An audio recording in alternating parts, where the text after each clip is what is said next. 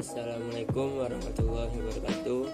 Perkenalkan, nama saya Ramlan Putra dengan NIM A1A119117 dari R002 Kehutanan Universitas Jambi.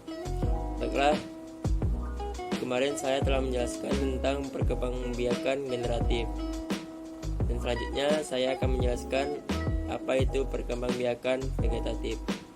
Mari disimak secara seksama. Let's go. Perkembangbiakan secara vegetatif adalah perkembangbiakan tumbuhan yang hanya melibatkan satu induk saja. Dapat dikatakan bahwa perkembangbiakan secara vegetatif adalah perkembangbiakan tanpa melalui kawin. Pada perkembangbiakan vegetatif tidak terjadi pertemuan antara sel sperma dan sel telur. Perkembangbiakan secara vegetatif ada yang berlangsung secara alami maupun buatan atau buatan manusia. Perkembangbiakan vegetatif terbagi menjadi dua. Yang pertama adalah perkembangbiakan vegetatif alami. Perkembangbiakan vegetatif alami adalah perkembangbiakan secara tidak kawin pada tumbuhan yang terjadi dengan sendirinya. Perkembangbiakan vegetatif alami dimulai dari tumbuhnya tunas pada bagian tumbuhan. Tunas selanjutnya akan menjadi tanaman baru. Pada umumnya, tunas tumbuh pada ruas batang, ketiak daun, ujung akar, dan tepi daun. Tunas yang tumbuh pada ujung akar atau tepi daun disebut tunas adventif. Jika tunas tumbuh dekat induknya dinamakan rumpun, seperti rumpun bambu dan rumpun pisang. Jenis-jenis perkembangbiakan vegetatif secara alami. Yang pertama adalah akar tinggal atau rizoma. Akar tinggal atau rizoma adalah batang yang tumbuh menjalar dalam tanah. Rizoma berfungsi sebagai cadangan makanan bagi tumbuhan. Berikut ciri-ciri dari rizoma. Yang pertama, rizoma mirip akar tetapi berbuku dan pada ujungnya terdapat kuncup. Yang kedua, pada setiap buku terdapat daun yang berubah menjadi sisik. Contoh rizoma yaitu seperti lengkuas, jahe, alang-alang, kunyit, temulawak, dan lain-lain sebagainya. Yang kedua adalah umbi lapis. Bagian tanaman yang membengkak di dalam tanah karena menyimpan cadangan makanan disebut umbi. Umbi lapis merupakan umbi yang berlapis-lapis dan tumbuh tunas di tengahnya. Umbi lapis baru yang berasal dari ketiak terluar yang akan tumbuh membentuk tunas. Daun tersebut tersusun berdekatan dan tumbuh pada permukaan atas ruas. Contoh tanaman yang berkembang biak dengan umbi lapis diantaranya adalah bawang, bunga bakung, bunga tulip, dan lain-lain. Yang ketiga adalah umbi akar. Umbi akar merupakan bagian akar yang membesar karena berfungsi sebagai tempat cadangan makanan. Umbi akar tidak berkuncup, tidak berdaun, tidak bermata tunas, dan tidak berbuku-buku. Tumbuhan yang berkembang biak dengan umbi akar adalah bunga dahlia dan wortel. Sisa batang pada pangkal umbi dapat memunculkan tunas. Akar tunas baru akan tumbuh dari bagian sisa batang jika umbi akar tersebut ditanam. Yang keempat adalah umbi batang. Umbi batang adalah batang yang tumbuh membengkak atau mengembang di dalam tanah. Umbi batang berfungsi untuk menyimpan cadangan makanan. Jika umbi ini ditanam, tunas dapat tumbuh dan menjadi tanaman baru. Contohnya adalah kentang dan ubi jalar. Yang selanjutnya adalah geragi. Geragi adalah batang yang tumbuh dan menjalar di permukaan tanah. Geragi tersusun atas ruas-ruas. Setiap ruas yang menempel pada tanah akan membentuk akar dan tumbuh tunas baru. Tanaman yang baru akan tumbuh pada ruas-ruasnya dan tidak bergantung pada induknya. Jenis tanaman yang berkembang biak dengan geragi diantaranya adalah strawberry. Spora. Bentuk spora seperti biji, tapi sangat kecil. Spora hanya dapat dilihat menggunakan mikroskop. Tidak dapat dilihat dengan mata telanjang. Spora dibentuk di dalam kotak spora atau sporangium. Tumbuhan paku adalah contoh tumbuhan yang berkembang biak dengan spora. Spora mudah diterbangkan angin karena ringan. Sporangium pada tumbuhan paku terletak di bagian belakang daun. Amatilah bagian belakang daun tanaman paku.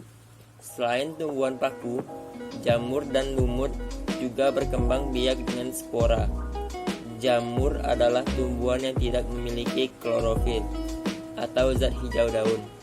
Kita dapat menemukan jamur di tempat-tempat yang lembab. Makanan yang sudah basi biasanya ditumbuhi jamur. Sporangium jamur berisi spora yang sangat banyak. Kotak spora akan pecah jika spora telah masak. Selanjutnya, spora yang telah masak ini akan keluar dan diterbangkan angin. Jika spora jatuh di tempat yang sesuai, spora akan tumbuh menjadi tumbuhan baru. Yang kedua adalah perkembangbiakan vegetatif secara buatan. Reproduksi vegetatif buatan atau perbanyakan vegetatif dalam pertanian dan botani merupakan sekumpulan teknik untuk menghasilkan individu baru tanpa melalui perkawinan. Perbanyakan vegetatif menghasilkan keturunan yang disebut klon. Perkembangbiakan tumbuhan dengan vegetatif buatan diupayakan manusia untuk memperoleh jenis tumbuhan baru. Tumbuhan baru tersebut diharapkan memberikan hasil yang lebih baik. Perkembangbiakan secara vegetatif buatan antara lain mencangkok, okulasi, stek, dan merunduk. Teknik yang pertama adalah stek. Stek adalah metode perbanyakan tanaman dengan menggunakan potongan tubuh tanaman, akar, daun, atau batang.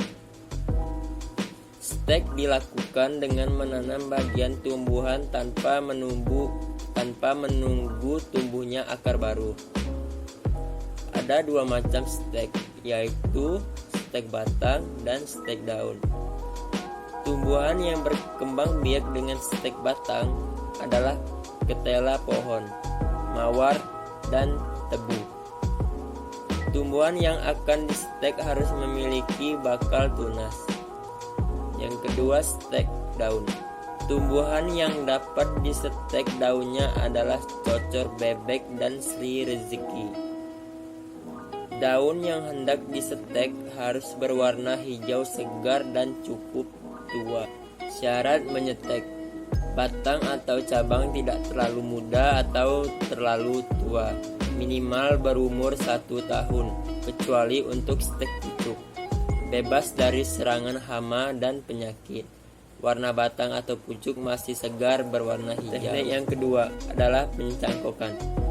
Penyangkokan adalah salah satu cara pembiakan vegetatif buatan yang bertujuan untuk mendapatkan tanaman yang memiliki sifat yang sama dengan induknya dan cepat menghasilkan. Tanaman yang dapat dicangkok adalah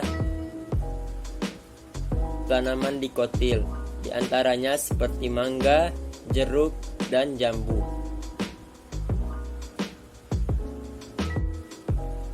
Teknik yang ketiga adalah okulasi. Okulasi adalah salah satu cara meningkatkan mutu tumbuhan dengan cara menempelkan sepotong kulit pohon yang bermata tunas dari batang atas pada suatu irisan dari kulit pohon lain. Biasa diambil dari batang bawah, sehingga tumbuh bersatu menjadi tanaman yang baru. Okulasi dilakukan dengan cara menempelkan tunas tumbuhan ke tunas tumbuhan yang lain. Masing-masing tunas memiliki sifat unggul yang berbeda. Tumbuhan yang dapat dikembangbiakan dengan okulasi adalah mangga dan jeruk. Teknik ini dipilih dengan pertimbangan untuk memperbanyak tanaman yang sukar atau tidak dapat diperbanyak dengan cara stek maupun dengan cara cangkok. Yang selanjutnya adalah merunduk. Merunduk adalah proses pembiakan vegetatif buatan yang dilakukan pada tumbuhan bercabang panjang dengan merundukkannya ke tanah. Tumbuhan yang dapat dikembangbiakan dengan merunduk adalah tebu, apel, dan melati. Tumbuhan yang dikembangbiakan dengan merunduk harus mempunyai batang yang panjang dan lentur. Cabang tumbuhan yang akan dikembangbiakan kemudian disentuhkan ke tanah. Keunggulan dan kelemahan perbanyakan vegetatif. Keunggulan perbanyakan ini adalah menghasilkan tanaman yang memiliki sifat yang sama dengan pohon induknya. Selain itu, tanaman yang berasal dari perbanyakan secara vegetatif lebih cepat berbunga dan berbuah, dapat memperoleh sifat unggulan pada tumbuhan, menghasilkan tumbuhan yang lebih kuat dan banyak buahnya. Sementara itu, kelemahannya adalah membutuhkan pohon induk dalam jumlah yang besar, sehingga membutuhkan banyak biaya. Kelemahan lain adalah tidak dapat menghasilkan bibit secara massal jika cara perbanyakan yang digunakan cangkokan atau rundukan. Keuntungan perbanyakan vegetatif alami yaitu dapat dipraktekkan pada tanaman yang tidak menghasilkan biji. Sifat pohon induknya diturunkan ke generasi berikutnya.